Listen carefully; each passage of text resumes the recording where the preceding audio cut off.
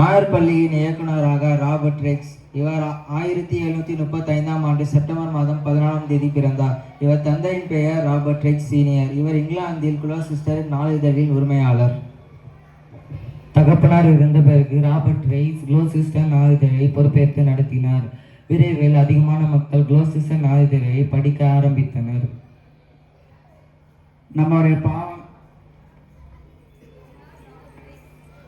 ஒரு நாள் Robert rice குளோசிஸ்டர் சிறைச்சாலையை பார்வையிட்டு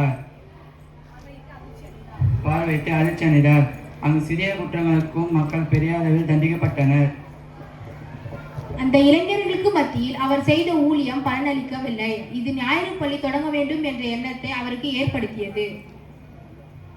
ஒரு நாள் கிளாஸ்டர் நகர் தெருவில் 2 சிறு பிள்ளைகள் சண்டையிட்டுக் கொண்டிருந்தனர். அவர்கள் பேசிய வார்த்தைகள் ராபர்ட் ரெக்ஸை மிகவும் பாதித்தது. அவர்களுக்கு கல்வி அறிவையும் நல்லொழுக்கத்தையும் கொடுக்க வேண்டும் என்ற எண்ணத்தை உருவாக்கியது. அவரது முதல் ஞாயிறு பள்ளி ஜூலை 1780ஆம் ஆண்டு திருமதி மெரிட்டத் என்ற ஆசிரியரை கொண்டு அவரது ஆலையின் சமையலறையில் தொடங்கப்பட்டது. பள்ளிகளுக்கு செல்ல முடியாத அநேக ஏழை பிள்ளைகள் ஞாயிறு பள்ளிக்கு வந்தனர். தனிப்பட்ட சுகாதாரம் பற்றியும் திருமறையும் கல்வியும் ஒழுக்கமும் ஞாயிறு பள்ளியில் கற்றுத்தரப்பட்டுள்ளது.